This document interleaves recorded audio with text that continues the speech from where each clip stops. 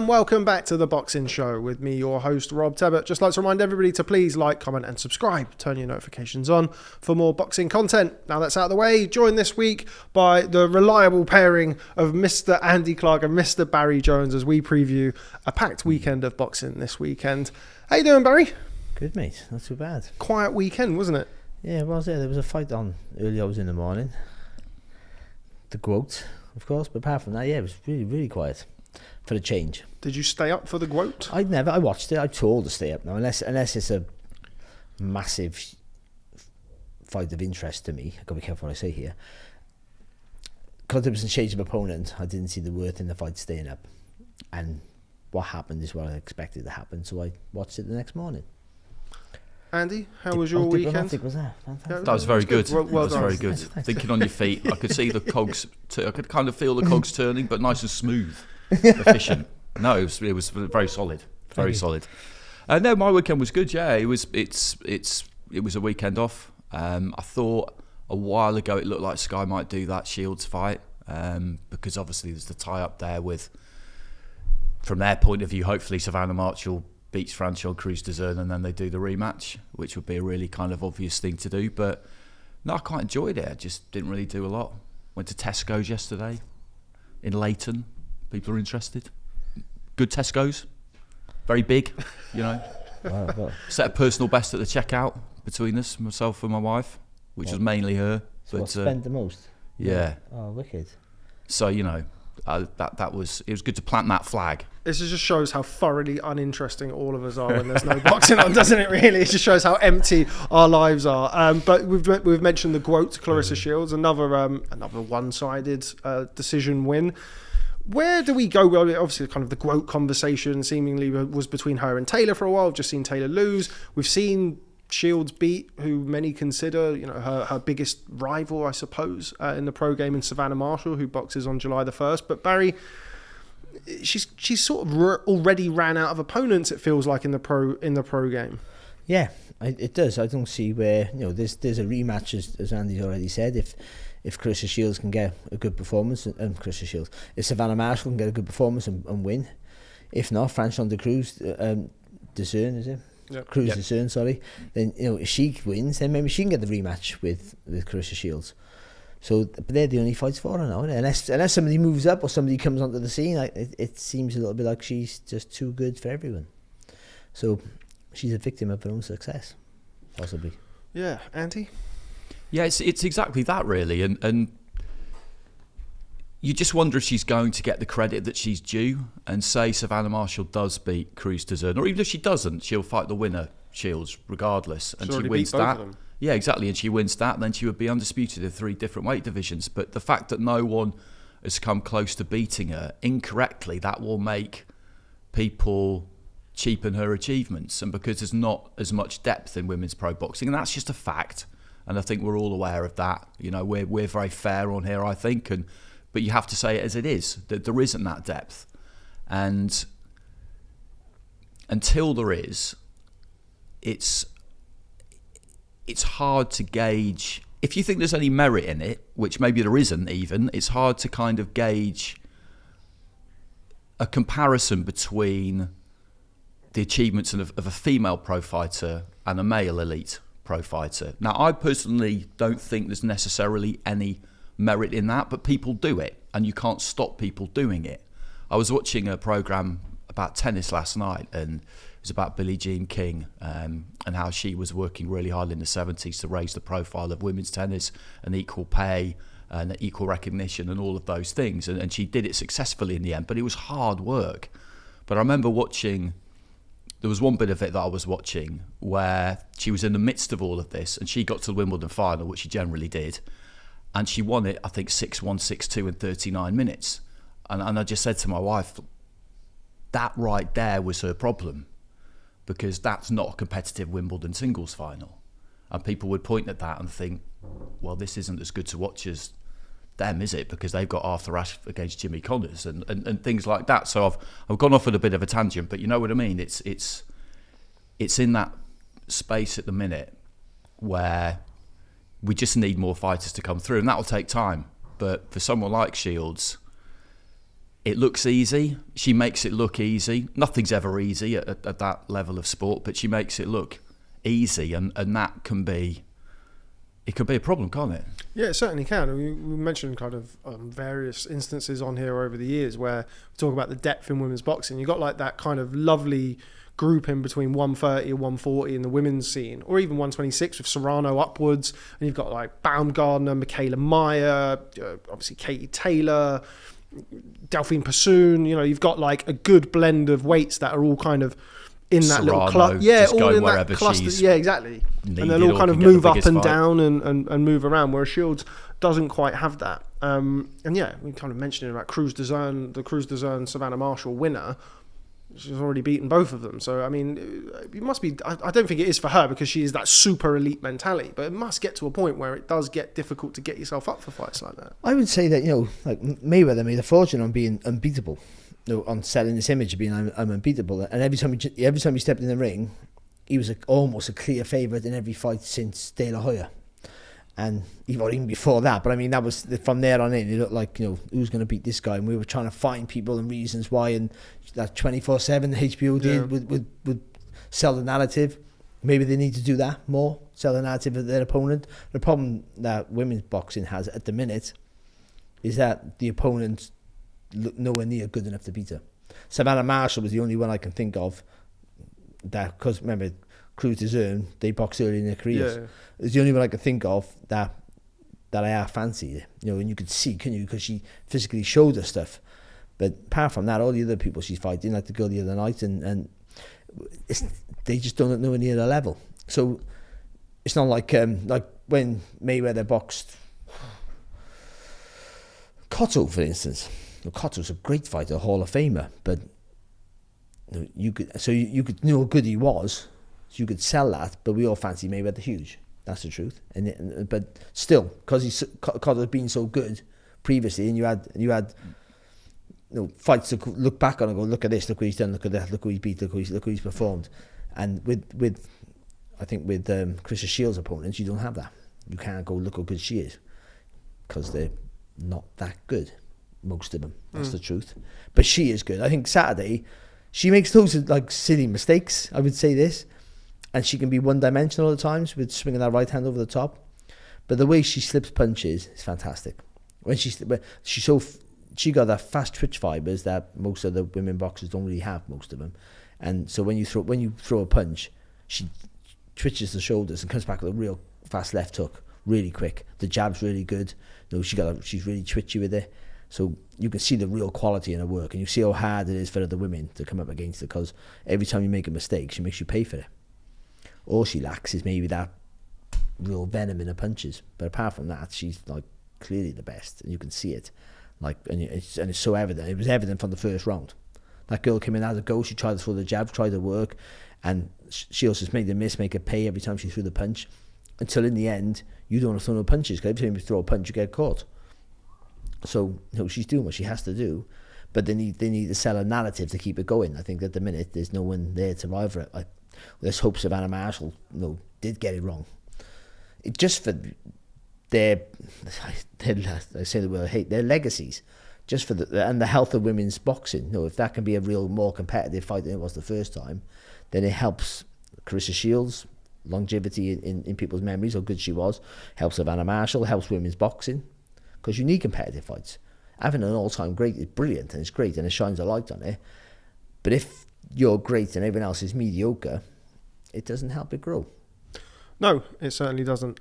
So that's enough from this past weekend. And looking ahead to this weekend, Sunny Edwards makes his Matchroom boxing debut as he defends his IBF flyweight title against Andres Campos of Chile. Barry, going to come to you first. I know you're a big fan and a big admirer of Sunny Edwards' work. I'm sure you're looking forward to seeing him back in the ring this weekend. I am, yeah. It's a great weekend for me, because probably my 5 favourite British fighters, and 2 of them are boxing this weekend. So, and 2 I enjoy, not favourite I enjoy watching. The 5 I enjoy watching the most, rather than and he's one of them, Sunny. I mean, I'm not taking the credit for his career. Here we go. But when he beat Ryan Farag, I think I said in the commentary, this kid's going to be a world champion. Or something around, someone can look it up. It's on YouTube maybe still. But I said something along those lines, that he has everything to be a world champion. He looked brilliant that night. That was a real test for him back. God, I can't remember when that was. 2017, I think. 76, I yeah. think so, yeah. Yeah, and he boxed. That was a real test for him, that was, because Farag was a good fighter back then still. And he still is now, sorry, but he just played with him. He made him look so ordinary. I thought, this kid's just like a maverick. And he's great to watch. And I can't see this being a competitive fight, unfortunately. I mean, Sunny's got to make a mistake. That's where I look at it at the minute. It's against most, not all, against most, and certainly Saturday night. If he makes a mistake, that's the only way this other kid gets in, Campos. I can't see how he gets anywhere near him. He's not a bad fighter. He hits quite hard, and you've got fast hands and fast feet, ish. But he's too boxing by numbers for Sunny. You've got to have a little bit more to your game, or be willing to walk through walls. But then saying that, you're willing to take a shot to give a shot. But he's never where he's never where he was last. I know I say this quite often. What you do after you throw the punch is sometimes as important as the punch itself. Well, Sonny's a prime example of that, because he hit you. He stood here and hit you, and then he's there. Then he's there. Literally there. He doesn't go from here to there. He goes there, then he's there, then he's behind you. Like each one of those kids who would hit you, throw 3 punches and put your trousers down behind your back. He's like, the movement around the target's fantastic, and when he's coming back, because he does that old sort of Ingle thing where he doesn't cross his feet, he steps back like left, like you would walk rather than shuffle back, means he can always spin off either angle. It's risky if you haven't got the judgment of the distance, because your chin's exposed. But he knows where he is all the time. He knows where his distance is. He very rarely gets hit with a clean shot, and when he does, he rides it. And when he does get caught with a flush shot, he's shown he can take a punch. That's what he's shown, and that's the worry inside. Now, this kid, what if he can't? You always think, put it on him. And he's been dropped, I know that, but he's never really been hurt. Has he? No. I don't think so. No, not that I can think of. Not really. No, and that he'd be caught when he squares his feet up at times, but he's a real puzzle. You need to have super fast feet, be willing to take a shot, and then when you get close, be able to move around the target like a Bam Rodriguez. That's the fight where, if anyone's going to beat him, is someone like him. 2018 was Ryan Farag. It was only then, was it? It was the end as well. It was October 2018. Time flies. Andy, Sunny Edwards, I feel like his reign so far at flyweight, I think, in my opinion, is the number 1 flyweight in the world. I think wins over Moruti Umtolani, Mohamed Wasim, Felix Alvarado. They're very, very solid wins. Still yet to get that big unification, that big kind of market. Not to say that Umtolani's not a marquee name, but he's not going to generate the buzz of a Julio Cesar Martinez or a Bam Rodriguez. Do we need to see a little bit of Showtime from Showtime Sunny Edwards this weekend? I think we probably do, and I think he understands as well as most people that you need to entertain.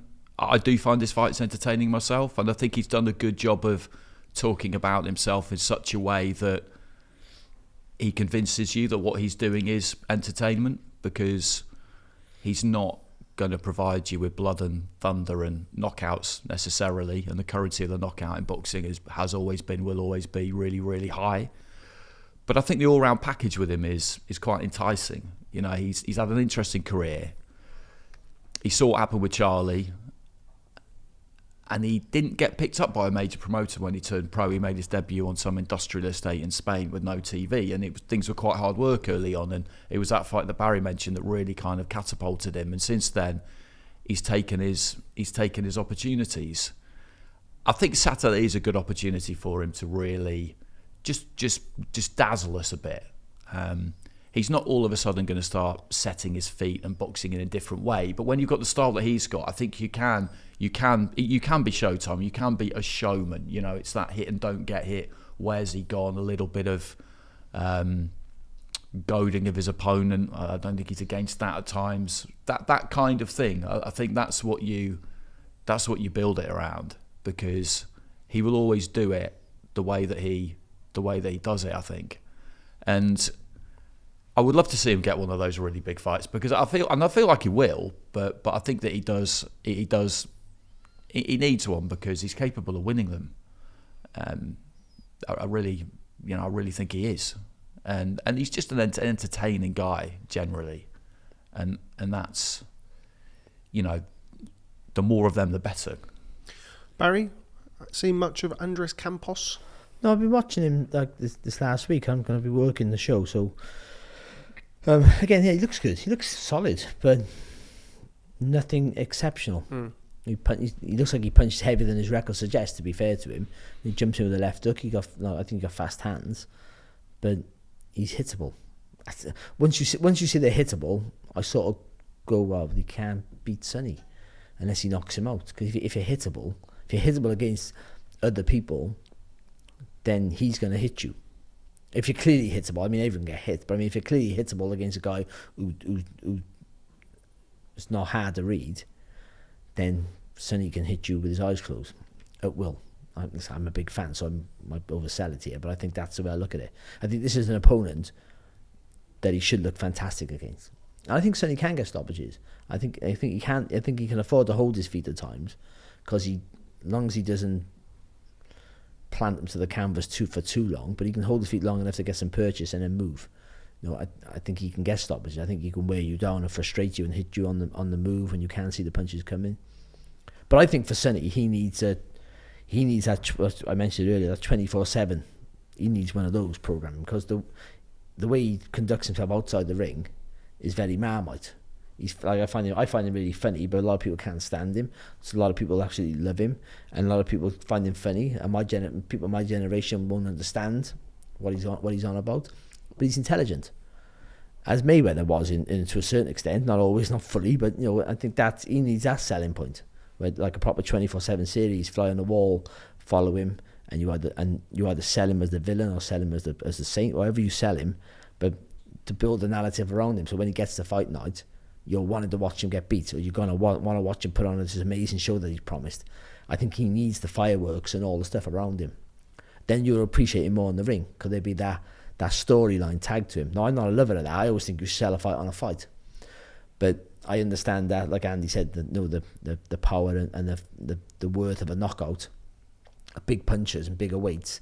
The smaller weights need a little bit extra injection.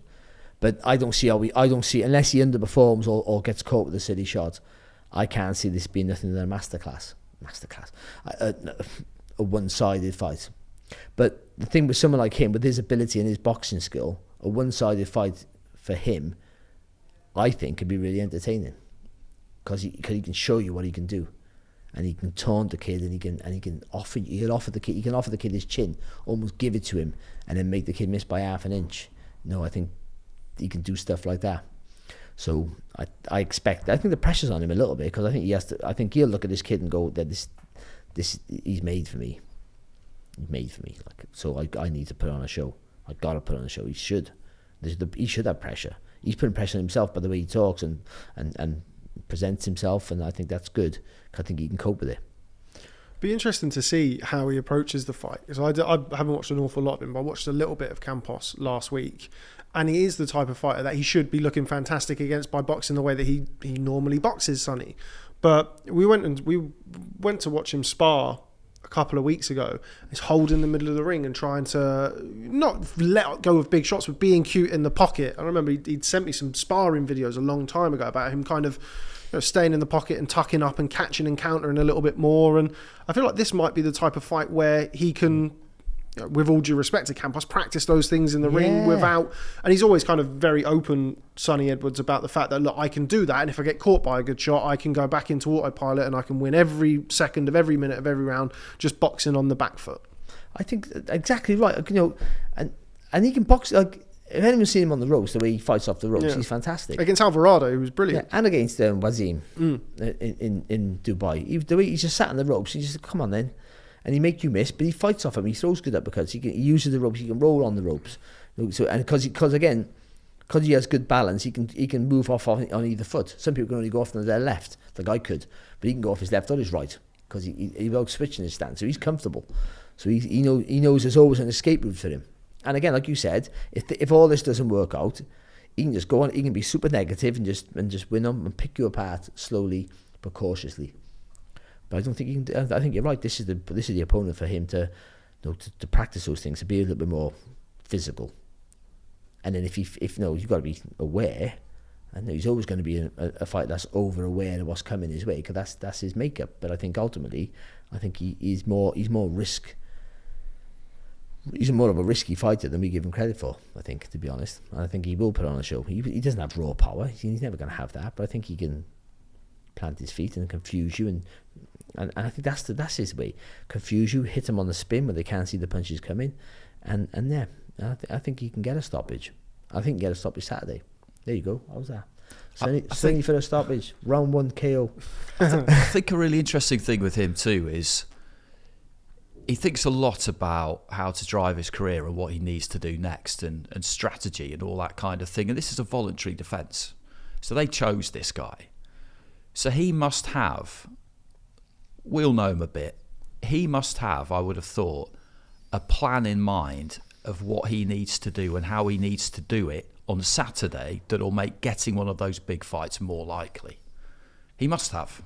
I mean, I think he will have. Yeah, you think of the levels he goes to kind of think about. It is the next fight, and the most important thing is winning, of course, because defeat is unthinkable. But that's what he'll be thinking about. So maybe he will do something a little bit unexpected that he wouldn't normally do if he feels like it'll encourage the others that actually, now might be a good time to fight him. Or maybe no one's going to deliberately underperform. That's just far too risky. But I think he will be looking at Saturday and thinking to himself, what do I need to do? How do I need to go about this to make it more likely that these others, Martinez in particular, who doesn't seem keen at all to fight him, to make it more likely that he might fancy it. I think Rodriguez just fancies it, whatever. But I think that'll be partly in his head. Like I say, that'll never translate to deliberately underperforming or showing kind of false chinks in the armour. But let's just say it doesn't go great on Saturday for whatever reason, and he labours to a bit of a win. He tries something different, it doesn't work as well, and he doesn't look that good. That's not necessarily a bad thing. Loads of big fights have been made off the back of someone who previously nobody really wanted to fight, not looking very good. Yeah, I mean, that was kind of I was going to play devil's advocate and kind of throw to you and say, does he need a performance whereby he doesn't look like the invisible man in there, and it does look a little bit more hittable because he's staying in the pocket a little bit longer, and somebody like Martinez thinks, oh, actually, if he fights like this against me, I think he maybe kind of does, and I think that, like I say, I think that's what he'll be thinking about, or he'll at least have thought about it. And like Barry said, if he goes about it in a slightly different way and it's not really working, then he can just abandon that and switch to a different plan. I think that's a point. Sorry, I got to say, I think that's a real good point about him holding his feet. I don't think he has to be a bad performance to encourage, but I understand totally what you're saying. I think he can I think he'd be massively dominant, but if he does hold his feet, Martinez won't care about how good he's been. He'll go, if he holds his feet in front of me, he's done. That's it. He's done. Like, I don't care how good he's doing against this kid. I'll knock him right out. Just show these other guys something that makes them think, yeah, oh, okay. Yeah, do that against me, yeah. Yeah. But I do think that, for commercially, to sell a fight for the money they want to get bigger money, that he has to put on a really good show. And because, remember, this is not just over here. This is going for stateside, where he might have to go for Martinez. I don't know, maybe. Certainly he'd have to go, right now you'd think maybe Bam would have to go there. He'd have to go over to States for Bam. I'm not quite sure. He certainly would say, I sell more tickets here, but I don't think it's always about the tickets, it's about the... Yeah, it's about the viewership and the time that's going to be shown. Yeah. I couldn't think of the words, but that's exactly what it is, yeah. And so I think it's that. He'll have to sell himself to them over there. I think that's the important part to the American audience or the worldwide audience. And I think so, holding his feet a little bit more and being a little bit more slightly aggressive without taking away what he is. So a good performance, that's what we need. A good dominant performance where he shows off a little bit, shows a little bit more strength, which he can. And I think he's picked the right opponent to do that. I don't think that, I mean, we caught up with him in the gym a few weeks back when we went up to the gym, and he said that none of these big fights on his end will ever fall apart because of money. So for Martinez, Martinez has kind of gone on record, says he wants $1 million or £1 million for that fight, which is obviously crazy money for, the level of fight, and particularly being a flyweight. That they don't generate the same money as the bigger guys at all, as we all know. But he said that, you know, for something like that, I would say to him, okay, well, whatever you want, and then I'll have kind of not what's left, but as long as I can make sure that I pay my trainer, pay my thing, and like that's a legacy fight for him. He said, so he had the Ghost, which was Artem Dalakian. He said the Coward, which was Julio Cesar Martinez, and the Broken Jaw, which was Bam Rodriguez, who I think has shown at this stage of his career that he's willing to take on those tough tests, jumping up to super flyweight. Which one would you like to see next, Andy? It seems as though the Martinez fight, potentially problematic to make, but that's probably the one with a bit of spice. We did an interview with Sunny back in September or October. Never released it because it was done as if that fight was done. That fight was, at the time, just needed to be signed, go into Mexico City to fight Julio Cesar Martinez. Was going out there, and that was the one with the Charlie history and the infamous no drugs. He's literally just WhatsApped me now. The no drugs, no champions t-shirt that kind of caused the big stir as well. But it seems like that's the real difficult one to make, but arguably the easier one, I think we're all in agreement, the easier fight than Bam Rodriguez, which I think is the one that we all really want to see. Yeah, I want to see him fight Martinez. I always have, and I think we talked about it on an end of year show at the end of 2021, and we were talking about what we wanted to see for some British fighters in the next year, and I think we pretty much all said that one, and it looked like it was going to happen, and it didn't happen, and it's just because that backstory is still there and it's still good. Yeah. And the fact that it's taken a while, it's frustrating, but it hasn't really taken anything off the fight. It's not past its sell-by date or anything like that. So that's the one I still really want to see.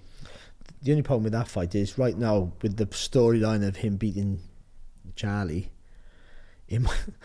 according to Twitter, it might be Martinez defending Charlie's honour, not Sunny. True, yeah. They've been talking about fighting each other and all that rubbish.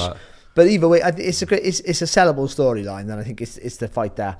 And also for him to break out in the States, that's a recognisable name. Now Sunny's got a good record of world title fights, I think, but there's no name that goes pow over there for him. I think that's the difference. Where Bam's got some really good names in his record already. You know what I mean? He's shown how good he is, and Sunny's shown how good he is, but the Americans won't be recognisable to the names that he's boxed. So beating Martinez will be, he beat Martinez, and that's all he needs. That's just that one opening to give him the shining light on him, both sides of the pond. That's what he needs. Like over here, we know how good he is. They know how good he is. I mean, boxing fans know how good he is, but how good is he is to watch? And I think he is good to watch. But they'll just look at him and go, yeah, points. Oh, we want to watch him. Do you think his resume is somewhat undersold? I mean, obviously, Umtalani was a great win. Umtalani was unbeaten in 12 years or so. He had the win over Alvarado, who was knocking everybody out at light flyweight, then moved up and took him on straight away. Do you think he's a bit hard done by? Is that just the weight? Is that just the lack of punching power? It's the weight and just the what's what I'm looking for? Not the platform, the focus that the fighters who we boxed, who they've had, their profile. That's the profile they had. There's no one really knew them unless you were watching them and studying them, and you just because little guys don't get the same press as others. That's just how it works. So you have to do what he's doing and shout from the rooftops, and I'm the best, and say silly things and invite to the fights and invite this and say I'll fight for nothing, which is rubbish. But but he has to say that. He has to bring some sort of stuff. Mayweather had to do it. No, he was only a super featherweight, lightweight, light welter, even though arguably those weights were never getting lots of money. And Naz did. Naz was the perfect example. Naz was the one who kind of kickstarted it. Naz was a flyweight, boxing at featherweight, really. That's the truth of it. But, but he had to scream and shout and do all the stuff he does, and they've shown it works if you're good enough, and he's good enough to produce. He's on his day, he's good enough to beat anyone in or around his weight. And some of my favourite fighters are around his weight, and they're on the sell by date, and Bam Rodriguez is brilliant to watch, and on his day he can beat Sunny, by the way. And that's the fight. Do you make Sunny Edwards, sorry to interrupt, do you make Sunny Edwards the favourite in all of those fights if they were to happen next? I'm not sure about Bam still. That's the one, isn't it? Yeah, that's a great fight. That's because I think Bam have shown vulnerabilities as well recently, as well, I think. But I think that fight is the fight. If he can't get up for a fight, he should go home.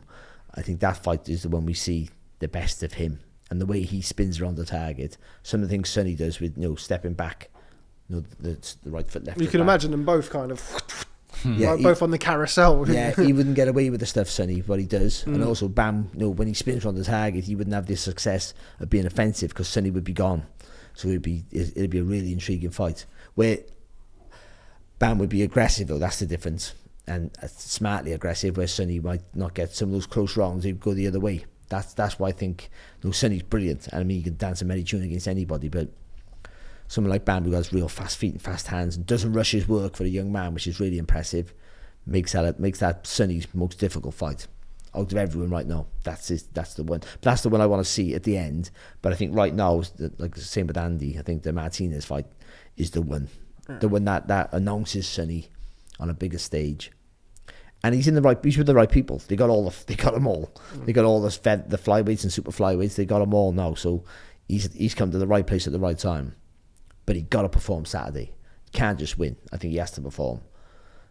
Andy, do you make Edwards a favourite against Martinez? Dalakian as well. He's a very good, capable fighter. I know you've watched him in the past. And obviously Bam Rodriguez. How do you see Sunny Edwards faring against those three? I'd make him the favourite against Dalakian and Martinez, and Rodriguez I'd make a fairly even fight. But Edwards is one of these people, one of these fighters who I would never bet against with any confidence. Fighters I would put in that category or have done in the past would be Fury, Saunders when he that was maverick really, kind of talent. Saunders when he was really on it. Yeah, I would just never bet against him with any confidence because I would feel like if they were focused and really where they needed to be mentally and camp had gone well and all of that, then they're just going to be very, very difficult to beat. And it doesn't matter who you are. And he's in that bracket. You can always lose. I remember talking to him about this a while ago, and he said that after he'd won his world title, he said, right, I'm at world title level. That's where I've always wanted to be. I've got that belt, so I have that currency. What I want to do now is just have, say, I reckon I can have 15 more fights basically at this level. That's not me saying I'm never going to lose, but I don't think I'll ever fall back below this level again until it's time for me to pack it up. And he was confident he would know when that moment arrived. And maybe he will lose at some point, but he's ready for it. He's not scared of it, because in his head, if he's going to lose, when it happens, let's say it's a when, because it is for pretty much everybody, it'll be close on points. He doesn't see anyone schooling him and outboxing him, and I would agree. I can't see that either. He doesn't see anyone really beating him up. Again, I think that would be a very difficult thing to do. Could he get knocked out? Well, anyone can get knocked out. I mean, he's about as difficult to knock out as you can be, probably, but I don't think he didn't rule that out, because you can't completely rule it out. But that assessment made total sense to me. I think that is achievable for him, as long as he stays focused and as professional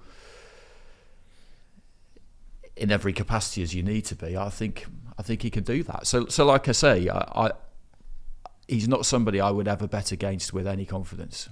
Even if someone new comes along and they look absolutely supersonic and amazing, I would think to myself, if Edwards is on it, he could beat him. You make a really good point there about the styles. Like, that type of people always talk about, like, punchers moving up through the weights. Can they carry the power? And you see guys like him, who's not reliant on really any physical attributes that he has. He's a very, very well-schooled fighter. He can box orthodox, southpaw. He can, that type of boxing. I can't remember who it was. I think it might have been Al Bernstein commentated on one of his fights, or somebody else had commentated on one of his fights and referred to him as, reminded him of Willie Pep, which is some compliment to be getting early, wherever you are in your career. And he has that type of style that, as he's already said, we were in the gym with him the other week, and he said, I'm going to win all the titles at flyweight, then super flyweight, then bantamweight. He said about him knowing when to retire. He said that when he's washed up, he's going to be a journeyman at featherweight.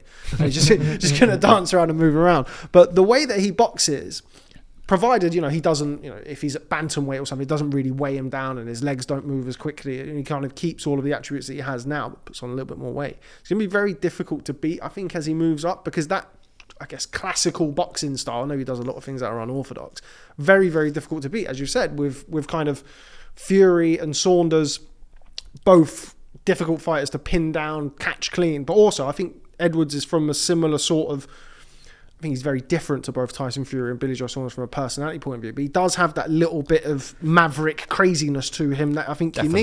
you need. He does, but you move up 2 weights, say for instance, then all of a sudden they close the gap quicker. Yeah. Because they're a little bit bigger, but they're stronger, and they're less fearful of what you're doing. So, and I'd say, oh, you'll spin off, but they'll cut the ring off better because they're just bigger. It sounds like, why don't flyweights do that then? But it is different when the guys are bigger, and when they hit you to the chest or to the head or whatever, they'll stop you. They'll stop your movement more effectively than another flyweight would. That's what happened there at some point if he does that. But what his strength is, he has great vision and he's good timing and good judgment of distance, all those things. He has no rhythm, so you can't read him. That's what's hard. I think, if I'm right now, thinking back, I don't think he has a set pattern. See, boxers have a set pattern. Bam Rodriguez has a set pattern. I haven't really studied it, but he does. To get that movement on the target, he has to. That's something you practice. You go boom, boom, boom, and you or bump or whatever it is. You decide in your mind you're going through 2 and then you're going to spin. So you can study. You still might not get it right, but at least you know it's coming. Just got to hope you can turn with him or you see it. Sunny, because he can punch off either arm. He punches usually from, like I said this last week about fighters punching from their hips. About Lopez, Yeah. They're hard to read, and he punches from his chest most of the time. Never really punches from high up, Sunny. So he's hard to read the punches from. He has no set rhythm to his work. So, how do you know what's coming? You can't anticipate anything because you just don't know when it's going to come. That's what makes him really difficult to read. That's why fighters struggle with him. I always felt like Nakatani was going to be his hardest fight because he's big, he's long, he can catch on the end of shots, and he can box as well. That's sorry, I've got to say that's the point, especially moving up in weights and someone like Nakatani, is when Sunny pulls. When Sunny pulls back. No, it is. I mean, that's the one when he pulls, because your chin when you pull back, your chin's got to go up in the air, and that's when you've got to commit to Sunny. I'd say that's the one thing I would try and get someone to do if they had fast feet, is when if you're not tall like Nakatani is, when Sunny pulls back, you got to slide him with that front foot and you got to wing that right hand over the top, or left hand if you're southpaw. You got to go low, and then you got to go low to throw high against Sunny when he leans back. But again, the chances are he'll see that, and because his balance is so great as he's leaning back, like I am on this chair, he'll turn like that because he's that sort of maverick type of fighter. But he can get caught with it. He's been dropped before against lesser opposition. Braithwaite, Marcel Braithwaite dropped. So if you look at that and you go, well, if you could drop him, he was a good domestic fighter. But world level, if you could drop him, I can drop him and keep him. Martinez will go, if you could drop him, I can drop him and keep him there. So I think it's that. But he's so hard to read. So difficult. There's no pattern to his work, and that just makes it a nightmare to fight. I always kind of liked Rodriguez in that fight. I kind of edged towards him in a close fight. And the last couple of performances from Rodriguez on the front foot, trying to track and trying to cut the ring off, he hasn't looked like he did against. We spoke about this a few weeks ago on the podcast when we spoke about how he looked against Quadras and Srisaket Rungvisai, who are both guys who like to come forward and throw punches, and you're able to find the angles and catch him with big counter shots. But he has struggled in his last couple of fights, Rodriguez, coming forward on the front foot and pinning guys down. And Edwards would look at that and think, if you're struggling to cut the ring off against those guys, you've got no chance against me.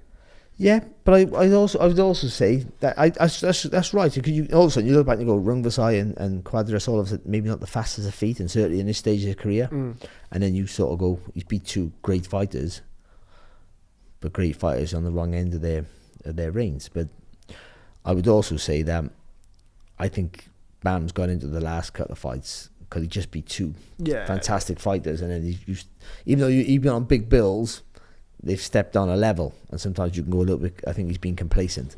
I think Sunny, he would have to be at his best. I think he would be at his best. I think he's a good enough fighter, Bam, to get it right on the night.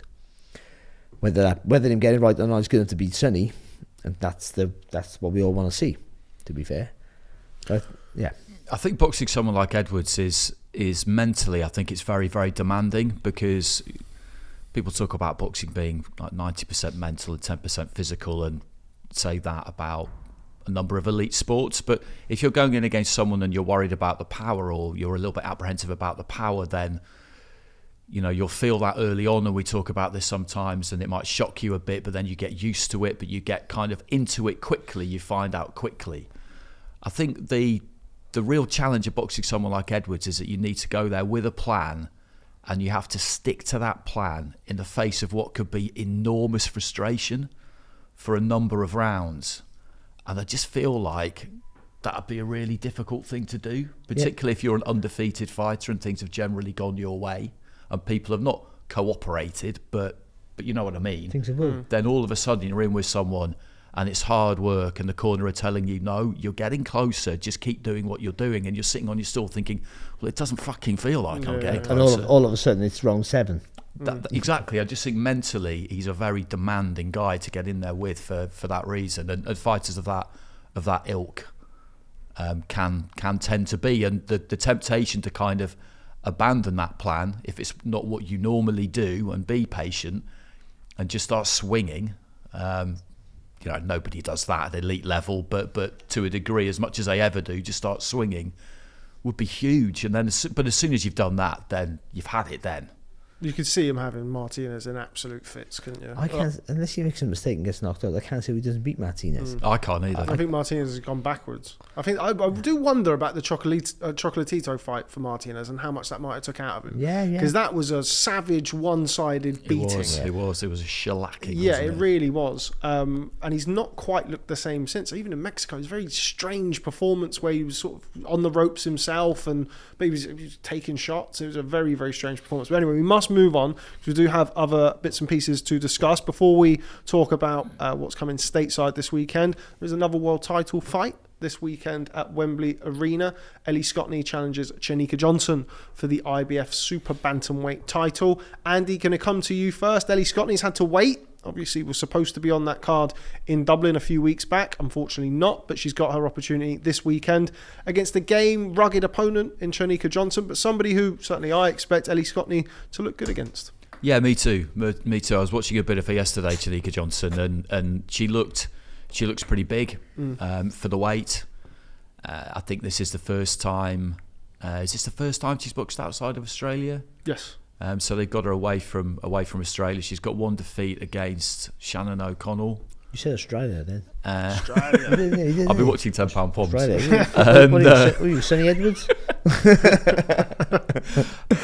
And she looks like a good stylistically a good matchup for Ellie Scotney, doesn't she? And Scotney, I remember doing her first couple of fights when she turned pro, and she was good to watch straight away. And you could tell that she really knew what she was doing, and that pro boxing was very much for her. She did well as an amateur too, but the pro boxing was really going to suit her. And she's had to be patient. I think she's only had 6 fights, and we've had COVID, of course, but it's been difficult to get people to fight her. That's the reality. And Matt Troom have got a home fight for a world title, and I know there was the back and forth with her and Chantel Cameron and her team over what transpired, or rather didn't, around that Katie Taylor card, and it wasn't ideal, but she hasn't had to wait too much longer. So I would be really surprised if she doesn't take her opportunity on Saturday. I really would. Barry, fan of Ellie Scotney? I am, yeah. I think she's got really good balance, good variety in her work. Throws every punch you want to throw. Good combination punches. I think she'd just be too sharp on the target for this girl. Johnson's tough, aggressive. That'll be a downfall. She has to fight that way, but I think she'll just walk on the punches. I think Scotney can fight going forward. She can fight coming back, and she doesn't go back in straight lines. She'll spin off the target as you come forward and make you pay for it. I think I would be shocked if it's not a massively dominant performance by Scotney. She might have a bit of nerves because it's like a step up for her. It's a world title, and it comes really. That's the thing with some women boxers. Most women boxers, it comes really early in their careers, which you tend to think, "Oh, lucky are you," but also that pressure as well for really relatively the novice fighters, and the pressure, to perform and so close to your ambition could be a bit daunting at times. But I think she'll cope with it. I think she'll be really good. I like her a lot. I think she's when she wins that world title, I think that's she's a sellable fighter, I feel. Yeah, it's kind of what she's been missing She'll be out. boxing at light heavyweight next week. It's similar to what we were talking about with Lawrence Okoli, with sort of needing the title to bring something to the table, I suppose. The super bantamweight is not as well stocked as the bantamweight division is in women's boxing. Yeah. Just kind of running through it now. You've got Jamie Mitchell, Shannon Courtney, Nina Hughes, of course, Ebony Bridges. So there are fights there that if they were to go up and you could make those fights happen, that she would, she brings something to the table now, rather than somebody who's very, very good, very difficult to look good against, never mind beat, and not having a world title. And they're all in the same place. Yeah. By the way. So, they're all in the same sort of camp and promotional camp. So I think there'll be fights that'll be made. And we've seen in women's boxing how accessible the fighters are and are willing to move up and down weights to get the opportunities. So that's great for us. I think we'll see some good domestic fights. Her and Nina Hughes, if Nina Hughes can move up quite comfortable because she's not huge, but that's a great fight. That's a really good fight because she's like, I did her fight when she won the world title in Dubai. Yeah. It was fantastic, like really good scrap. She just wouldn't stop throwing punches, and that's what you want to see. And against Scotney, who technically a lot better, but the immense pressure might be a factor, and that's what Johnson has to do actually Saturday. Just bombard and flood Scotney with pressure.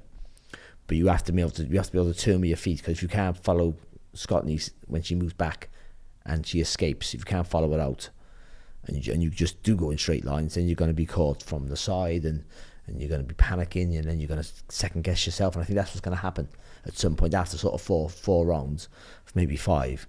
I think Johnson's ferociousness, if it is that, is going to wane, because she's going to be missing and be taking punches. Similar to what we were talking about with Sunny Edwards a short while ago. That's my go-to thing now for all fights, pretty much.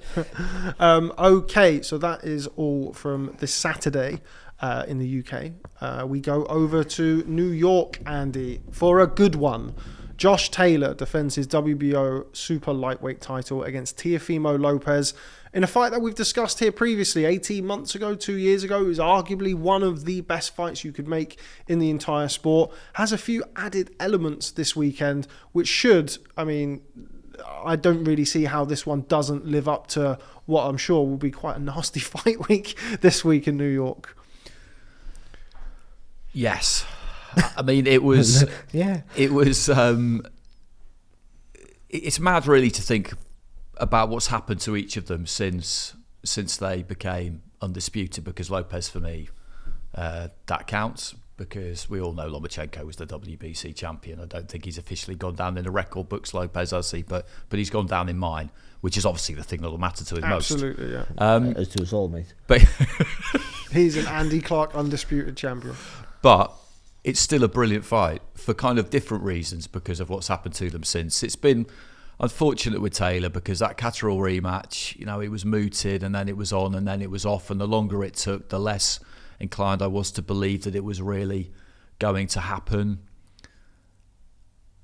And the titles have fallen by the wayside. And with Lopez, obviously, the kind of descent or fall has been quite dramatic and sad to see, honestly, because it's a story we do see in boxing quite often. And I really hope, although I want Taylor to win at the weekend, I'm not commentating on the fight, so I'm happy to say that I want Taylor to win. Like Barry, he's definitely one of my favourite British fighters.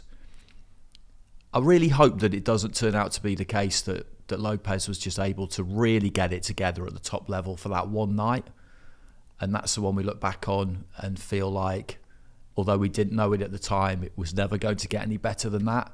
I don't want that for him, given the ability that he's got. And the key thing with him is always, it would appear, where is he mentally? And I just wonder about his headspace for this fight, given some of the things that he said in the build-up. And Taylor, I think, is really just wanting to prove a point. Taylor's the kind of guy where every time he gets in there, he will, if he has to, manufacture or invent some kind of point that he has to prove, some kind of grievance, some kind of slight, some kind of injustice, some kind of, you said this about me, and I'm going to show you, and all the rest of it. That's how he operates, and I like that, because it just seems, I know he underperformed against Catterall, and Catterall was fantastic that night. But Taylor, I think, from what I hear, is absolutely on that razor's edge for this one, where he does his best work. New training team. I think that's gone well by the sound of it. Up in Liverpool with Joe McNally and Declan O'Rourke. So this is a very long reply, but I'm really looking forward to it. I have been for weeks. I'd love to be out there at Madison Square Garden. And for Taylor's point of view, I just really hope that he just forges on now and goes on to achieve even more, and that he gets the respect and the credit and the recognition that he deserves, because he's undisputed champion and he did it the hard road. I mean, you look at the fighters that he beat and the way that he did it, that win against Ramirez was absolutely spectacular. If only it could have been in front of a big crowd. And he's headlining Madison Square Garden. How many of our guys do that? It reminds you of Ken Buchanan, who passed recently, who, you know, is a big pal and hero of Josh's, because he was wildly popular in America. Madison Square Garden was kind of his second home, but he didn't get the props here that he should have got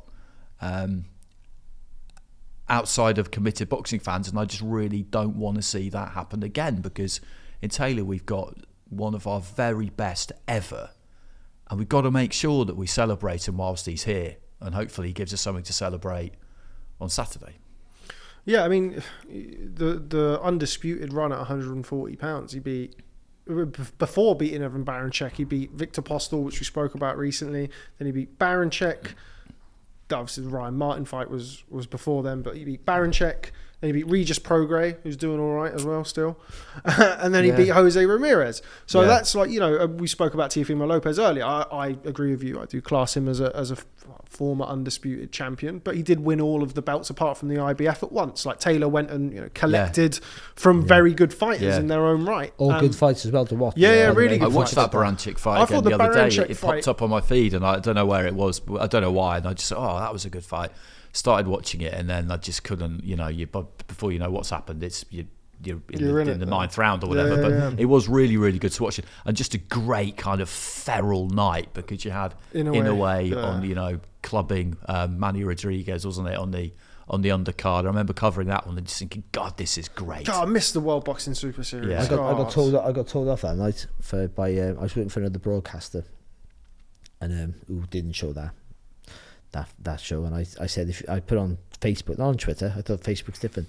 If you live anywhere near the SSE, the arena, go and see Josh Taylor win a world title, and something like, and go and see Inoue, because you might never see him in this country again.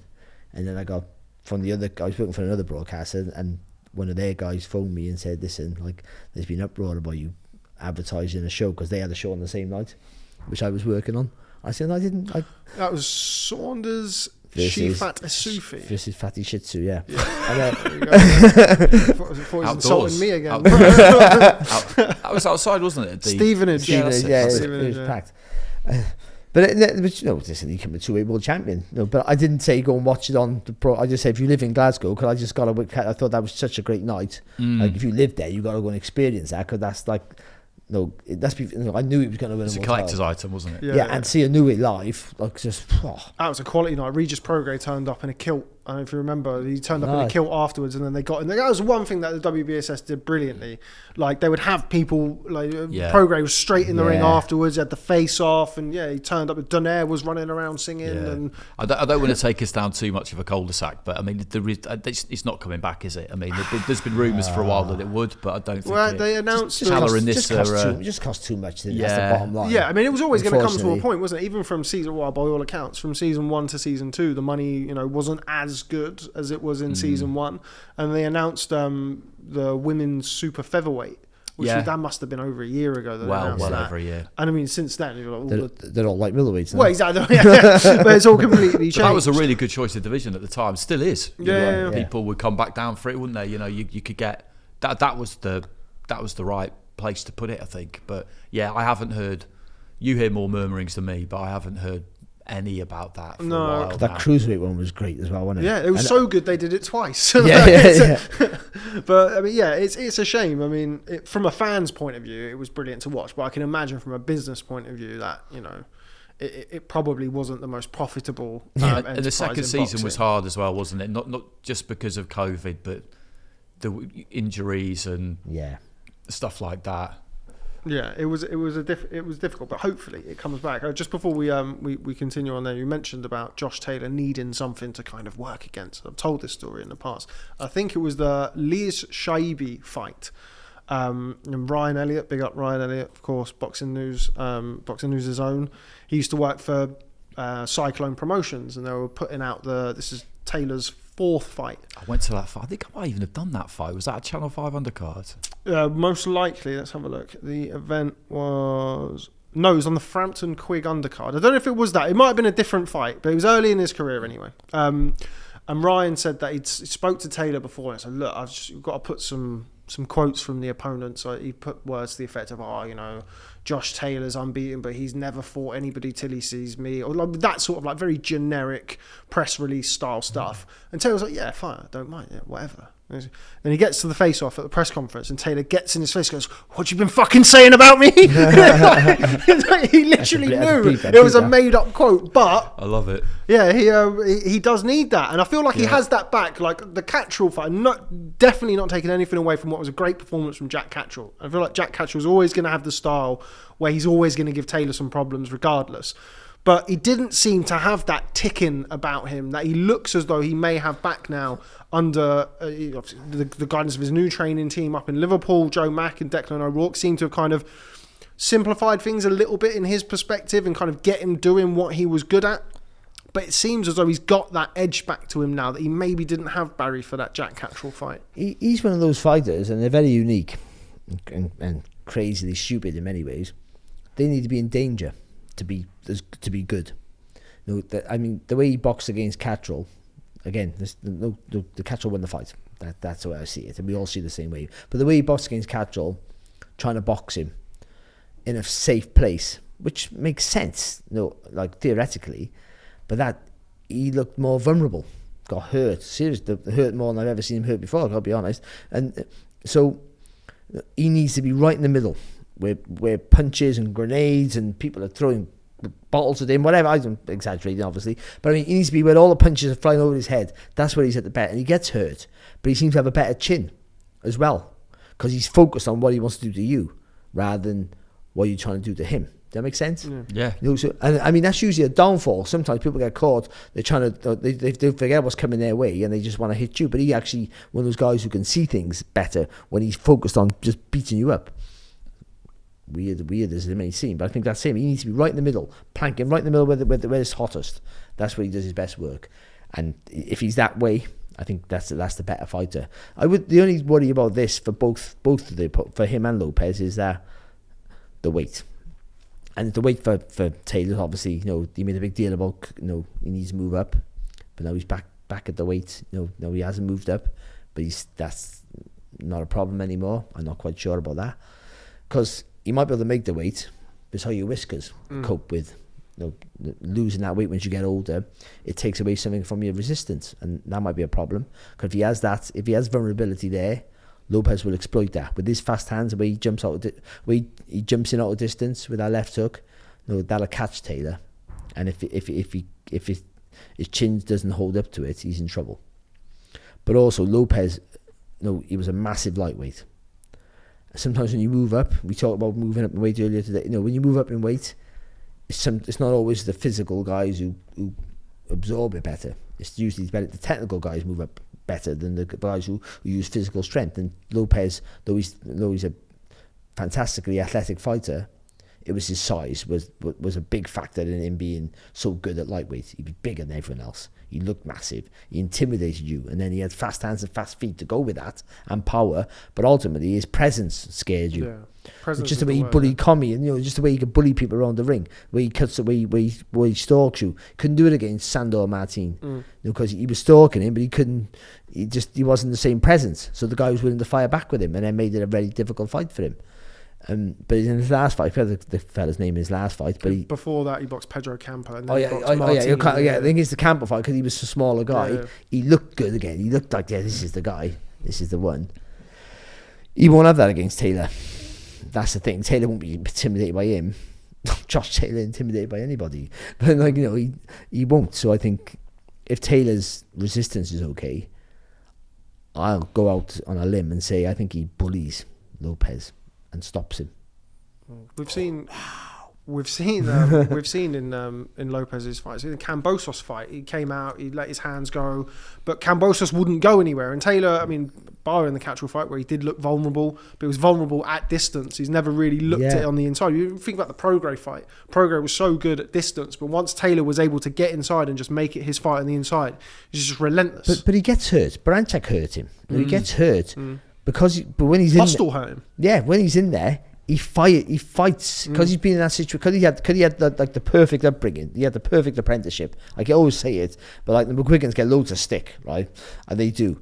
But the way they brought him up, I know his talents. He was always going to be a world champion because he's multi-talented. But I mean, the way they brought him up for his ability was fight perfect. You couldn't have done any better.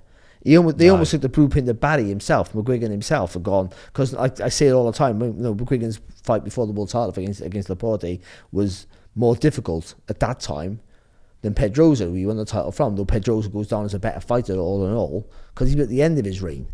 And there was still a difficult fight, and it was the same for Taylor. That Postal fight, that was the fight. That was a real risky, gutsy move. You believed in your fighter. This is going to be a hard fight for him, but if he's going to be a world champion, and he can't get through this guy, he's not the fighter we think he is. And he got through it.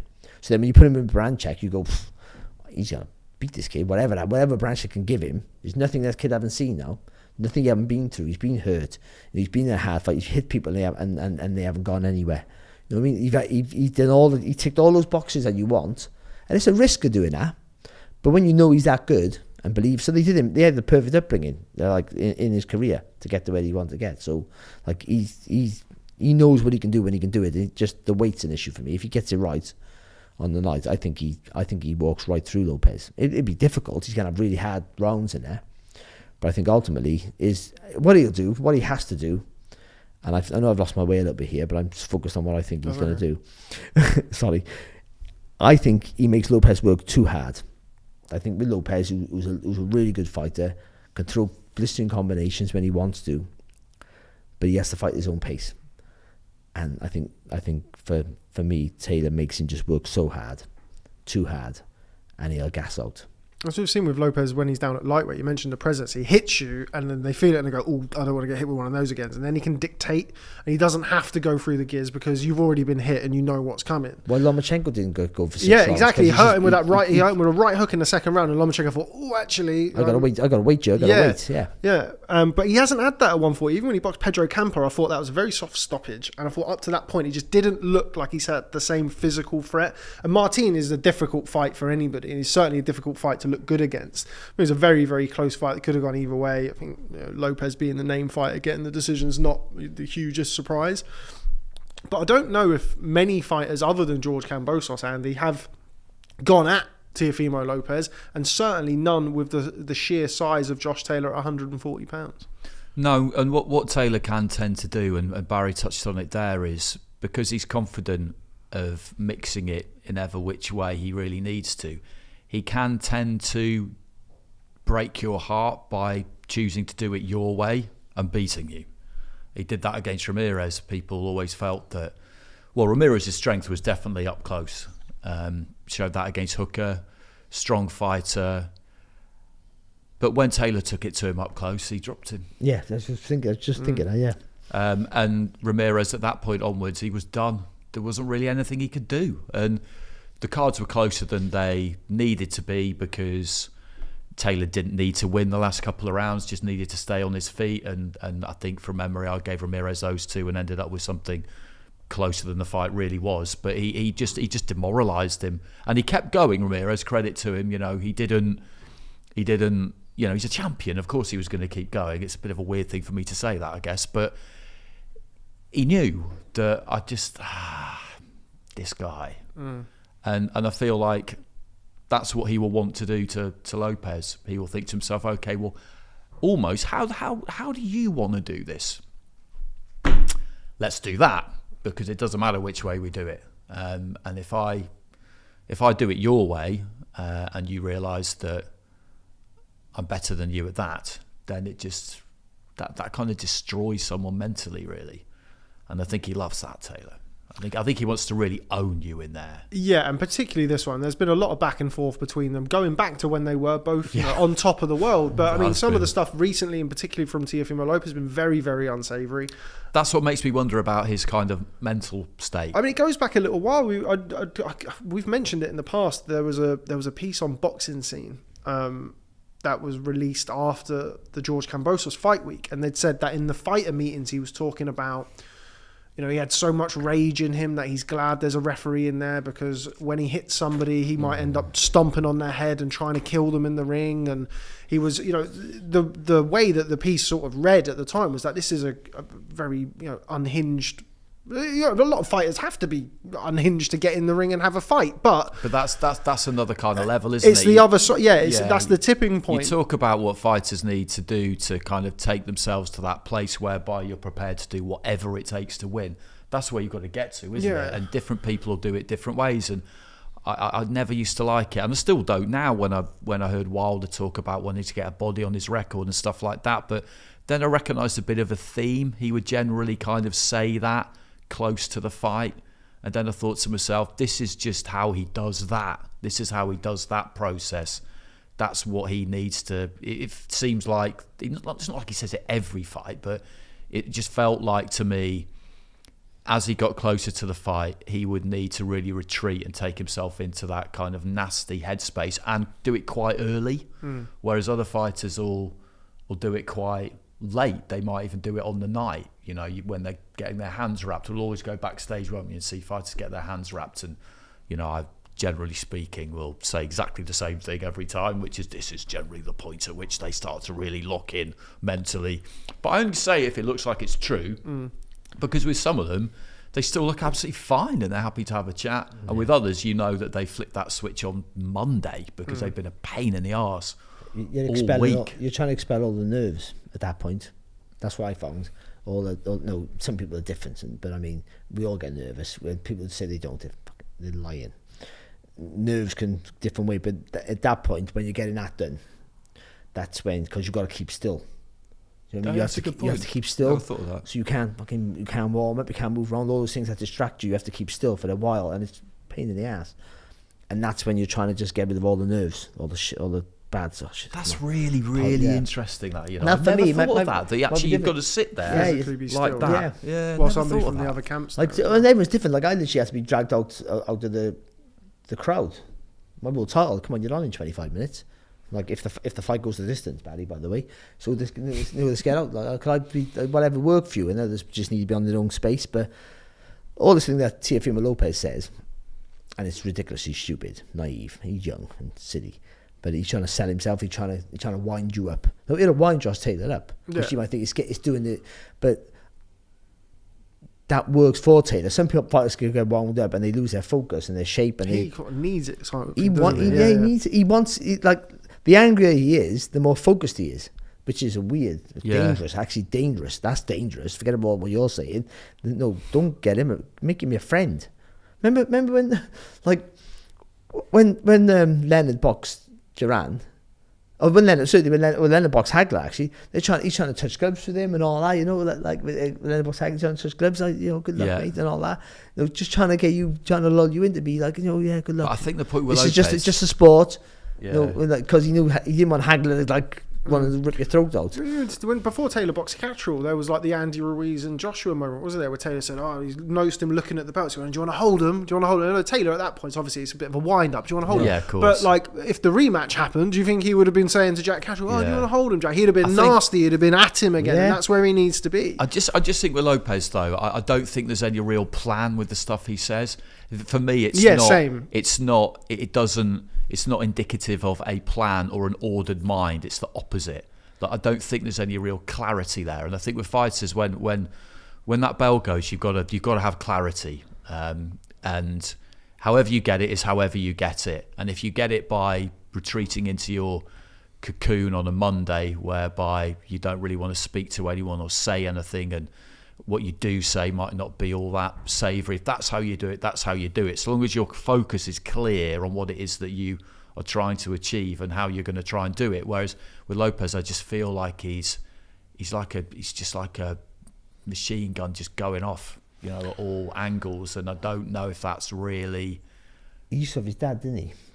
Yeah, I mean, this is kind of where we wanted to... What's going on with that? So we'll get to so I feel like I'm Like Barry Jones now. The word that I kind of, the two standout performances so far in Teofimo Lopez's career, positively anyway, were the Richard Comey fight where he won the world title, and then the Lomachenko fight. And the words that always come to mind with those fights are discipline. Certainly in the Lomachenko fight, he was very disciplined, and concentration. He was very concentrated. After that, it's all gone Pete Tong. Like, there's no Joey Gamache, who by the sounds of things did a lot of work behind the scenes for both of those two fights and was a really integral part of the team. He was no longer involved for the George Kambosos fight. We saw the lack of clarity in the corner that we had from Teofimo Lopez Sr., where it was, what are you doing? Go and knock him out. And it's not, the high level kind of instructions. And he's not helping, is he? No, it all seems like on any extremely level. panicked and extremely kind of extroverted, and we've all heard wild stories about the relationship, and Teofimo Lopez has well documented issues outside of the ring and family problems which have kind of led to this sort of more unhinged version of him that we've seen. And I agree with you, Andy. I don't think there is really a rhyme or reason for it. He may think at the time that it's I'm just doing it, I'm going to get under his skin, but I think it would just kind of come out anyway. And I feel like he's I don't know about nervous, but I do feel like he may be we saw after the Sandor Martin fight where he'd said afterwards, I knew the camera was on me. Were you saying, do I still have it? Like, have I, what's happened to me?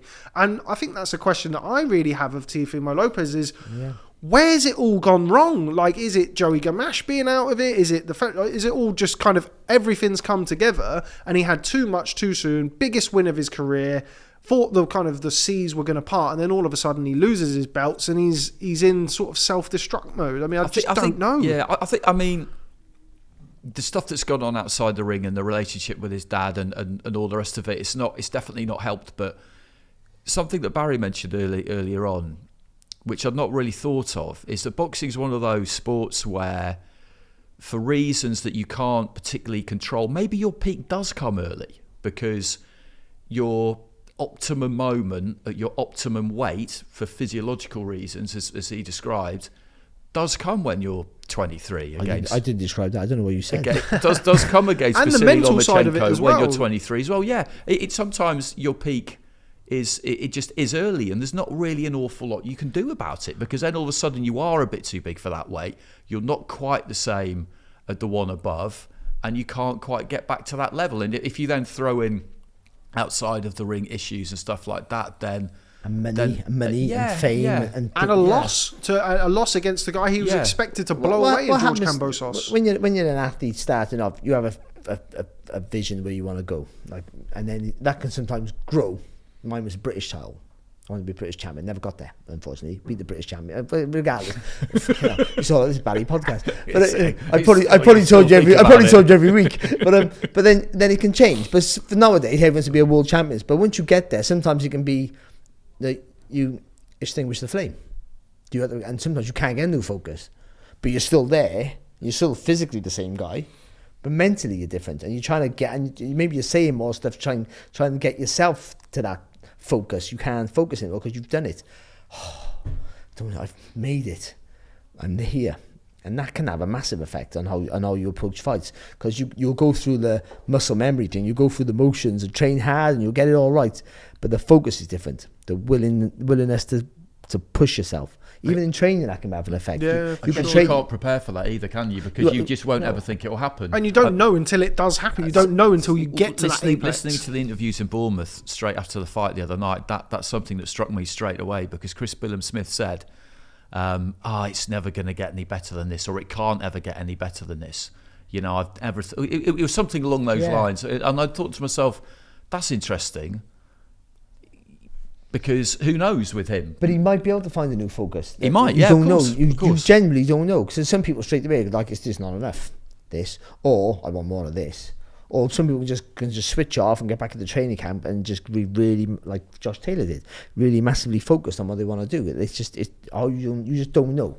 You just can't put your finger on that. You haven't got it. Great fighters have it. Nothing's ever enough. You always want more.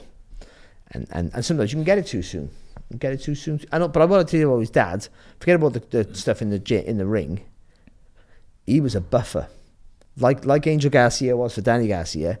He would do all the talking for you, like in press conference. He would be the loud man. He'd be the one he'd take a focus away from you, and I think that helped him. Now we haven't got that. He doesn't seem. He's all doing it himself. He's trying to say more things than he think he wants to. I feel trying to be more extrovert, trying to be more outrageous and say silly things, and I think that can sometimes take away the focus of him just worrying about being good. But either way, I can also see him, be fair, jumping in with a left hook or left uppercut and catching Taylor's flush and hurting him. I mean, there's still a question mark, I feel, over. I love Josh Taylor as a fighter. A question mark over how he takes a shot, I think, at the minute. With the weight.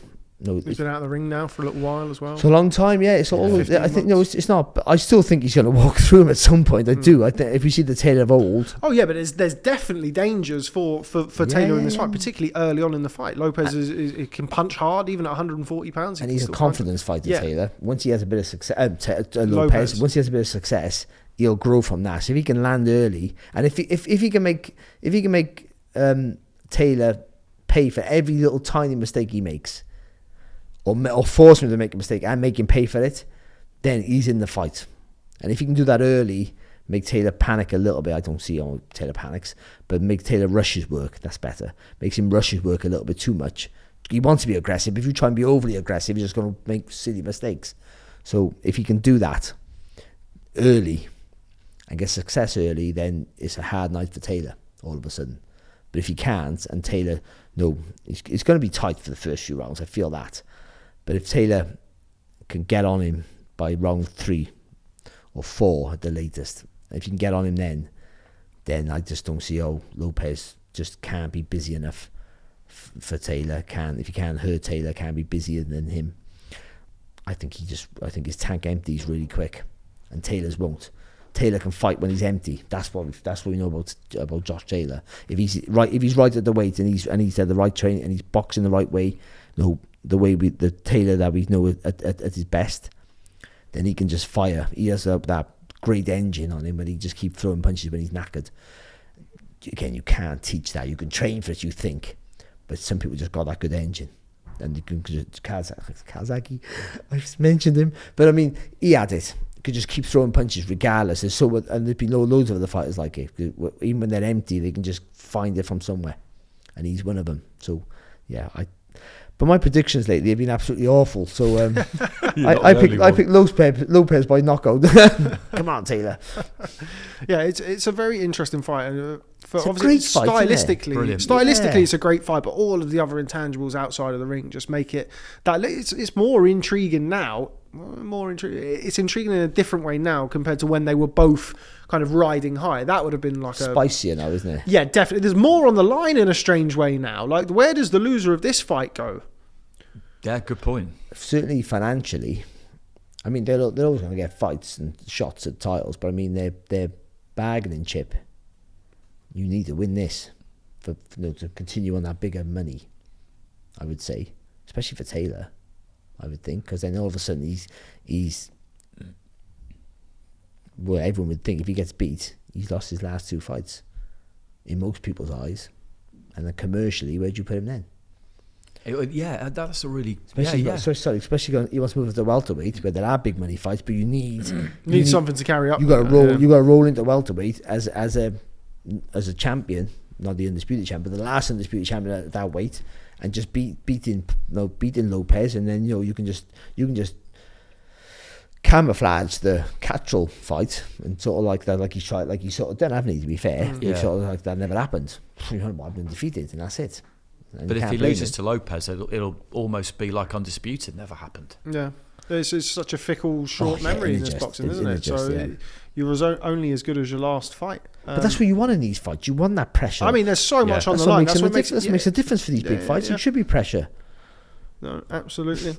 I'm not fighting, but it's strange to think that about Teofimo Lopez, considering where he was, and he's still a relatively, he's still a very young man. Yeah, he is. Certainly in boxing time, he doesn't have an awful lot of miles on the clock. But the Martin fight wasn't a great performance from him. A lot of people felt that he lost the fight. Then we had the kind of, do I still have it after the fight? You say he gets beaten up and stopped in 9 or 10 rounds by Josh Taylor.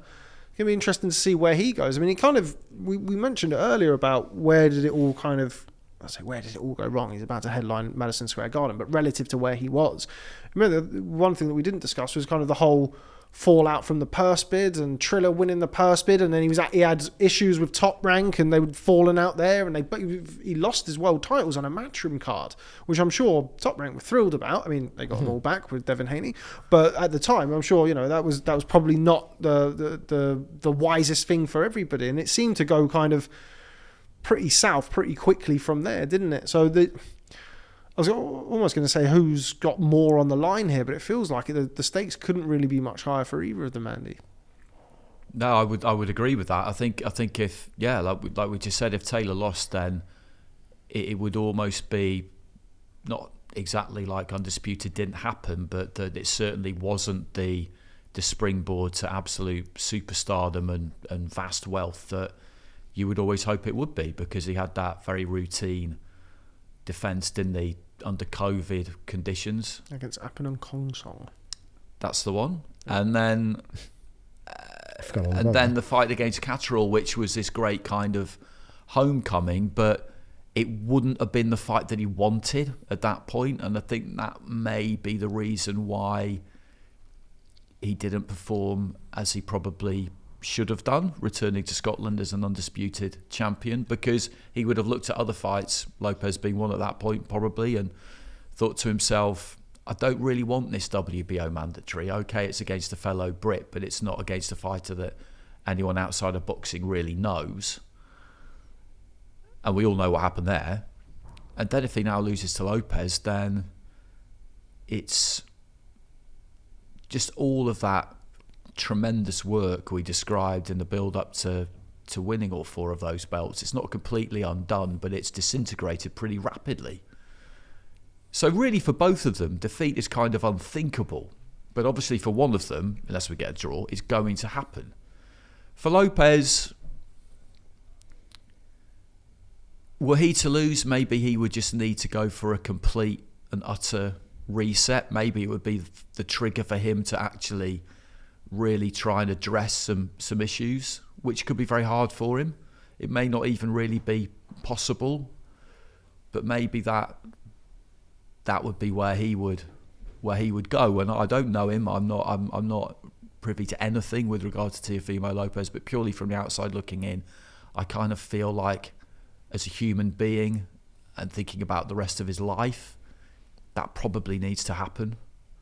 I'd say it probably does. There's evidence to suggest that could well be the case. But it is there's just so much on it for the pair of them. But I do think with Lopez, as I said, maybe it is a case that athletic peaks for various reasons can come quite early sometimes, and that it could be a major factor with him. Right, before we head on to prediction time, 140 pounds, we've discussed it recently. We've got Ryan Garcia moving up. Devin Haney, we're still waiting to see what happens with him. Where does the land lie at the minute, Barry, at 140 pounds? Who's your top guy at 140? Is it still Josh Taylor? Is it Regis Prograis now? Of course, boxes in a few weeks. Isn't it? I think until he technically gets beat, you have to say it's Josh Taylor, and but I think I can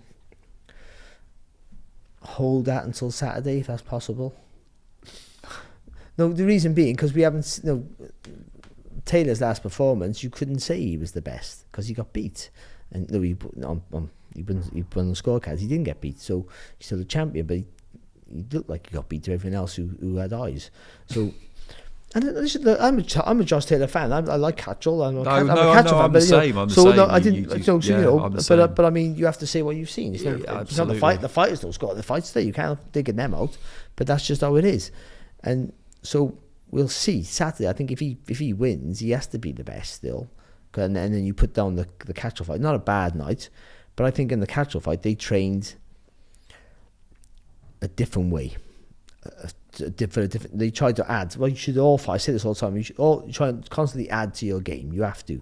But if it takes away any of your strengths, it's not worth adding on. That's why I always feel that way. That's my opinion. And I just feel by adding some other stuff to his work, again, there's no inside knowledge, or I felt on the night, trying to add to his game, make him a more thoughtful fighter, took away his strength, his superpower of the same thing, being in the fire, being more aggressive. Danger, you tend to keep him out of danger. You can still box. So he can box, by the way. The man, the man was a top class amateur, so an Olympian, Commonwealth Games medalist. So he knows how to box as well as fight. But he's a box fighter. He needs to be in there, and I think he took that away. And then when things didn't work out for him, he looked more vulnerable, slower, off the mark, all those things that he wasn't as quick thinking. You think he'd be better from a distance, and they tried, it didn't work. That's what I felt. So, and Catchall was just fantastic as well. Let's not forget that. So and everything worked right for Catchall, and everything worked wrong for Taylor. And I said, Catchall might have been Taylor if Taylor boxed his normal way. By the way, there's no forget that. We're all saying this, but I think Catchall's a really clever fighter. So I think Saturday will tell us everything we need to know who's the best. So for now, you have to say Taylor, but Prograis is looking strong as ever. Javante Davis might be a super lightweight. We still don't know if he's a lightweight. It's a mad thing at the minute. We're not quite sure who's at the weight to say who's the best. Haney coming up. Haney should go up, I think, by the way. I think he will go up. And also stay away from Lomachenko more than anything, because he's done his job.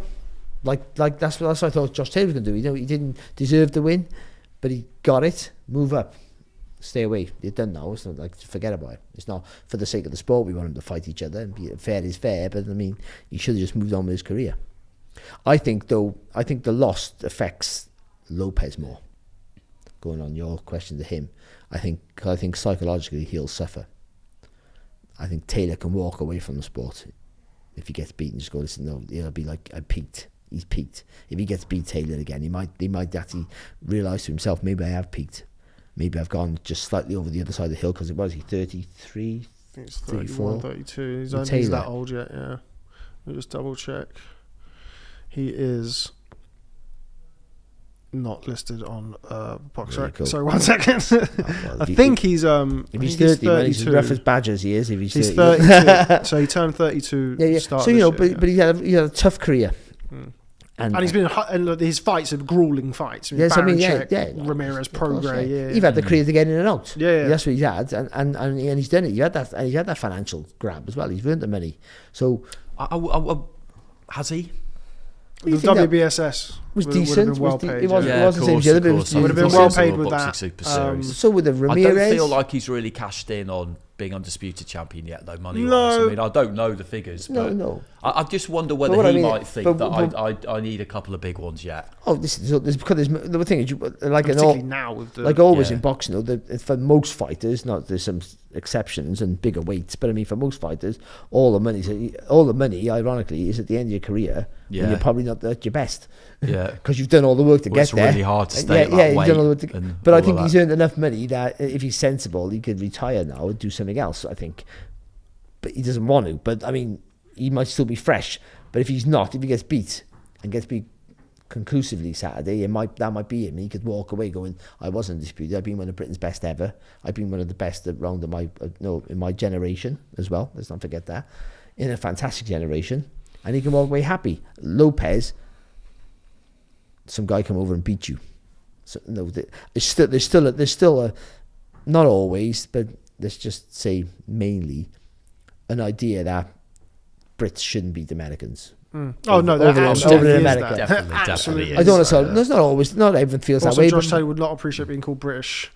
Well, he is, though, isn't he? Scottish, isn't he? Or whatever it is. Whatever. I don't want to offend anyone, but that anyone that's not American, then there you go. But and not American or Mexican, Mexico is in America, but not in the USA. But geography. It is in North America, Mexico, but it's not in the USA. But but I just think that would be, someone come here and beat him, and if he gets beat up, because you can imagine if Taylor wins the fight, it's probably going to go the way that tough. It's going to be a grueling second half of the fight where Taylor's going to really stick it on him. And I think psychologically, I don't know how he comes back from that, because again, that was a kid who had the world at his feet. He was a superstar in the making, and it's all and even though he's still a good fighter and he still had a good career, it seems like it imploded. Like he was in his eyes, he was an all-time great.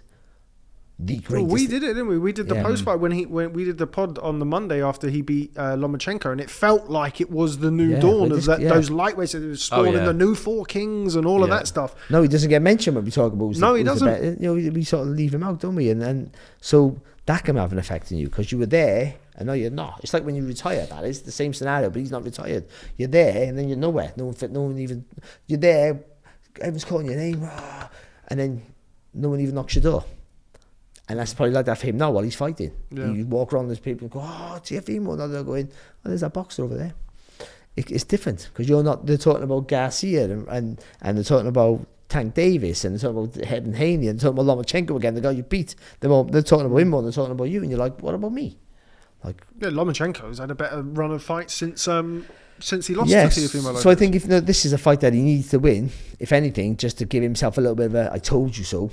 I told you I was good. I just beat the guy who no one could beat. No, except for Jack Catchell. So I think it mentally it'll affect him more. God, it's a good one. It's a real good one this really weekend from Madison Square Garden. Right, it is prediction time. We are going to round things off as we do every week with our predictions. So Andy, we're going to come to you first for Sunny Edwards. How does he get on this weekend as he defends his IBF flyweight championship of the world against Andres Campos? I think he wins every round, and it's a points win. I think he will go after him and look to try and get the stoppage. But it depends really on how whether he can do that or not. I think will largely depend on the attitude of his opponent and how willing he is to engage. Because if you find yourself kind of 7 or 8 rounds down against Edwards after 7 or 8 rounds, which is very possible, then I think the overwhelming likelihood is that you just kind of box out the rest of the fight. And that's that. Barry? There he goes. I think he stops him. I hope he does. Late, yeah. That's not going to happen because I've said it now. He's like, that's Sonny will be watching. He's going, thanks very much. I'm going to get beat now. But I think he stops him. I think Campbell. I think he will go at him. I think he will try and win. I think he will try and get. I think he will continue, but he's hittable. And I think if he continues, although what Andy says could be right, he could come out or with intentions of trying to really put it on Sonny and then clam up when he's been punching shadows for 6 rounds. But I think he continues to come forward and walking on the shots because they won't be as heavy, but that accumulation effect. And then Sonny at some point will hold his feet. Because someone told me in training camp, it was you 10 minutes ago, he'd been holding his feet, and I think he'll just hold his feet a little bit more and try and roll underneath rather than spin around, just roll underneath and come back with uppercuts and stuff. I think he get a stoppage, or he'll pummel him on the rope somewhere and the referee steps in. But I think he needs to stop. I think if he gets a stoppage, it's a great selling point for him. It really is, and he's in the right place now, and I'm willing it to happen for him. But I think he will. I'm going to go for Edwards points, but I wouldn't rule out a late corner stoppage. I think it would become pretty one-sided. I don't think Campos will have any success. And I think, but I do lean towards Edwards points. Going back round for Ellie Scotney challenging Cherneka Johnson for the IBF Super Bantamweight title. Andy, how does that one go? Yeah, I think she wins every round. And I do see that one going down the stretch as well. Barry? Yeah, same here, to be honest. Yeah, I think it's a conclusive points victory for Scotney. 3 out of 3. I think Scotney wins a decision. I do feel like Cherneka Johnson's physically strong enough that I think maybe last 3 or 4 rounds she might nick 1 or 2 of the rounds there, just by being busy and Scotney already having banked the previous 6 or 7. And finally, Josh Taylor versus Teofimo Lopez at the Garden. Andy, how does that one go? I don't think Lopez is ready for it. Mentally, I don't feel like he's in the right place where he would need to be to beat someone like Taylor. I feel like Taylor is. It's been a long layoff. It'll have been frustrating, but I think he's going to take that frustration out on his opponent on Saturday. And unfortunately for Lopez, that's him. And I'll go Taylor. I'm stealing this from Barry, but I'm going before him, so I can. I'll go Taylor late stoppage. Barry. Lopez first round. I think the question mark, the first is when Lopez catches Taylor with a decent shot, and he needs to do that early. How Taylor reacts to that will tell us all we need to know. I think I'm still a little bit dubious about how he holds a shot at this weight still. But if all that's good, and it's the Taylor mold, I think it's a late stoppage. I mean, mid to late stoppage. Anywhere from round 7 on. I think if Taylor starts super fast and puts it on him, I just can't see how the work rate of Lopez can match Taylor's. But he'll have to keep him off him. And if he can't, I just think he gets swarmed. And also that lead uppercut of Taylor's, all those things that he can do in close, that little lean back with the right uppercut as well as you come forward, all those things that he does really well. I think Lopez would be surprised about the physical strength, because he looks skinny, Taylor, doesn't he? Wiry. He has that, and he has that. I say a Scottish grit. Why they own grit? Why do Scottish people own grit? Particular brand. They own grit. They got their own special grit, haven't they? I think they have. But he has it. Yeah. Like the late Ken Buchanan, who was a beautiful boxer but tough, and never got the credit. He did get the credit for being tough, but he was tougher than what people remember. And Jim Watt, a great boxer, was so tough, and he's at the same mold as those two. He's really, when it comes down to it, he's just tough. He's just a tough, horrible man in the ring. And I think it's a stoppage, anywhere from 7 to 11. Just before we get yours, a question for us, so we can answer after you've given yours. But I'm just curious, what do you think the view of this fight is in America? Because they might look at Taylor and think, well, what's he done? Like, he lost to Jack Catterall. He's been out for 15 months. They might see it different. I mean, do you know? Have you spoken to anyone? I think the general feeling of across the pond, so to speak, I'm not speaking for all Americans, let us know what you think in the comments, like and subscribe, is that Taylor is a favourite in the fight. I think Lopez's last 2 fights in particular at 140 haven't set the world alight. I think the way that he lost his titles in kind of cataclysmic fashion against George Kambosos, a guy who we've seen sort of with respect to him, his level when he's boxed Devin Haney, obviously different fighters, but I think the general feeling is Taylor's a decent sized favourite in this fight. I do feel like it's a close fight, and I'm sure others do, but yeah, that's the general feeling. And also I feel like, and it's an interesting one, we spoke about this in the past, where sometimes on the UK side of things and the US side of things, fights are very different. If you speak to an American about Manny Pacquiao versus Jeff Horn, and you speak to a Brit about Manny Pacquiao versus Jeff Horn, you get quite contrasting views on it. And I feel like the Taylor Catterall fight was perceived to be a lot closer in America than it was over in the UK. So I don't think their commentary had close. Yeah, Ward was on there. So I feel like the Catterall fight is probably a bigger talking point over here, and obviously we know a little bit more about Catterall, and even the kind of casual fan, than in America. I think in America the view is that Lopez is the one who's the more faded fighter, if you like. They know more about him. They'll be more exactly. Into what's happened with him. Yeah. But my prediction is I think we see the return of Homicide Hank. I think Josh Taylor comes back. I think he comes back. He's nasty. I've heard fantastic things in the gym from a few different people about how good he's looked in the gym. I do feel like the fit up there with Joe Mack and Declan O'Rourke is a good one. He seems to be in a great headspace. I don't believe Teofimo Lopez is, obviously without kind of knowing the ins and outs, certainly from the outside looking in. And I think Taylor has to be wary early in the first 3 rounds, because Lopez can punch, very athletic, even at 140, not having the same threat at 135. But I think Taylor gets on top of him, and I think Taylor beats him up. I think that's what we're going to see on Saturday. Lopez is tough. He hung in there when it was tough against Kambosos, but not the same fighter as Josh Taylor. So he may go the distance, but I think Taylor will get him out of there. I think Taylor will get him out of there, similar to Barry, any round from sort of 7-8 onwards.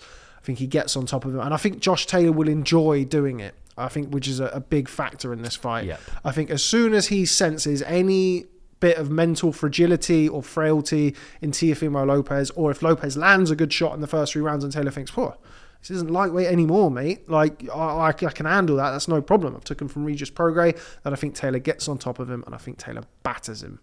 That's how I think the fight goes. You're going to have, if they watch this, which I'm sure they do, Ellie Scotney, Sunny Edwards and Josh Taylor going, those 3. Those well, we're due a good week. Just literally ruined our careers. We are due a good week. We're due a good week. But yeah, I'm very much looking forward to it. We jinxed Lara and Conlon, didn't we? We certainly imagine doing these predictions and working for a betting company. Imagine that, yeah. Yeah, let's having the nerve to do that. Unbelievable. But anyway, look out for Tebbutt's tips on Bet365 this week. But anyway, Thanks very much for everybody for joining us today and listening to our Taylor Lopez and Edwards Campos preview show. Don't forget to please leave your predictions down below in the comments. But from me, Rob Tebbutt, from Mr. Barry Jones and Mr. Andy Clarke, thanks very much for stopping by on the Boxing Show, and we'll catch up with you next time.